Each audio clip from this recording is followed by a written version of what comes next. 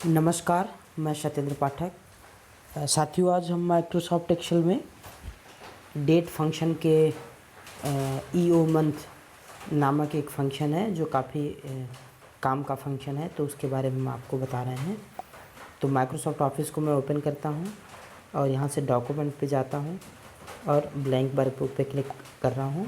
तो मैंने यहां पे माइक्रोसॉफ्ट एक्सेल का जो एंड्रॉयड वर्ज़न है उसका इस्तेमाल कर रहा हूँ, और इस पे जो भी मैं बता रहा हूँ आप उसको डेस्कटॉप पे भी सेम आप अप्लाई कर सकते हैं। तो देखिए, एक एग्ज़ाम्पल देखते हैं कि मान लीजिए यहाँ पे हमारे पास कोई डेट है और हमें उस डेट का, जो भी डेट दिया गया है उसका लास्ट डेट फाइंड करना है।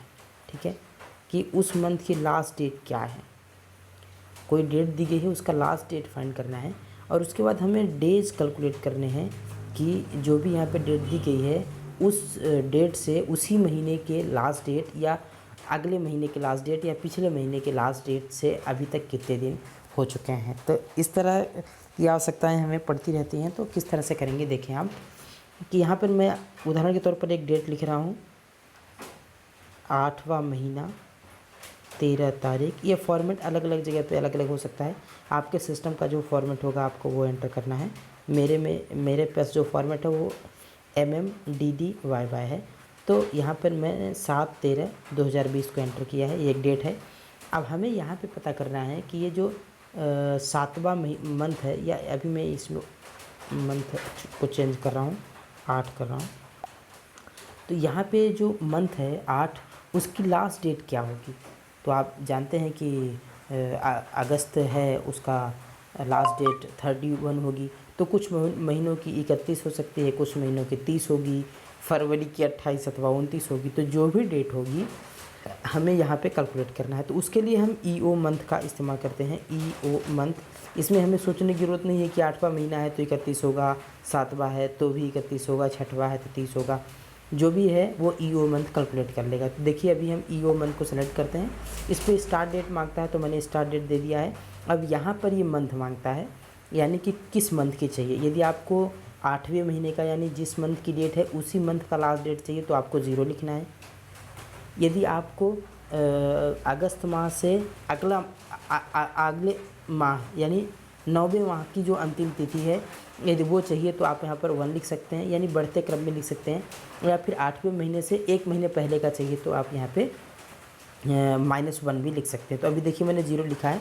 जैसे ही हम 0 लिखेंगे तो यहाँ पे एक आउटपुट आया है। अभी ये इसका हमें फॉर्मेट चेंज करना है। आप जब माइक्रोसॉफ्ट एक्सेल में हो तो आप कंट्रोल शिफ्ट के साथ हैज़ प्रेस कर दें तो ये डेट फॉर्मेट में हो जाएगा। जनरली ये इस फॉर्मेट में आता है, नंबर में आता है। देखिए मैं अभी इसका फॉर्मेट चेंज कर रहा हूँ। तो मैं फॉर्मेट चेंज करने के लिए यहाँ पे देखिए नंबर फॉर्मेट्स में जाता हूँ और यहाँ पे मैं डेट पे क्लिक कर देता हूँ।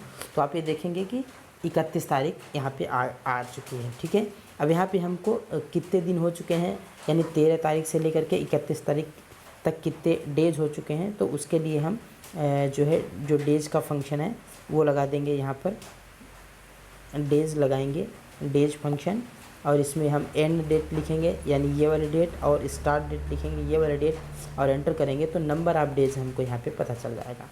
तो ये ईओ मंथ का जो फंक्शन है वो कई बार काम आता है हमें। जैसे हमें यदि कैलकुलेट करना है कि इसी मंथ के लास्ट की डेट कौन सी है और उसके मध्य अंतर क्या है, तो आप इसका इस्तेमाल कर सकते हैं। जैसे मान लीजिए कि हमने यहाँ पे 8/13/2020 लिखा है, लेकिन हम चाहते हैं कि जो अगला मंथ आने वाला है यानी 9th मंथ है, उस मंथ की जो लास्ट डेट है वो उसकी लास्ट डेट आ जाए, तो माह की अंतिम तिथि आ जाए। तो यहाँ पे हम 1 लिखेंगे। 1 का मतलब है, 0 का मतलब कि जो माह डेट की लिखी है इसी माह का अंतिम डेट चाहिए, और 1 हमने लिखा मतलब जो माह डेट में दिया गया है उससे अगले माह की अंतिम तिथि चाहिए। तो यहाँ पे आप देखें कि अगली माह जो 9th है उसकी अंतिम तिथि होगी 30 तारीख, और 8 तारीख से लेकर 13 तारीख से लेकर के 30 तारीख के मध्य 48 डेज यहाँ पे आ रहे हैं। इसी प्रकार यदि आपको पिछले डेट पे देखना है कि पिछला जो मंथ था, 7वां मंथ था, उस 7वें मंथ का जो आखिरी तारीख थी वो कौन सी थी, तो पीछे जाने के लिए आप माइनस में वैल्यू लिखेंगे -1। तो यहाँ पे आप ये देखेंगे कि 31/7 था, जो कि यहाँ पे 13 दिन पूर्व हो चुका है, ये यहाँ पे बताया जा रहा है। तो इस तरह से आप इस फंक्शन का इस्तेमाल कर सकते हैं।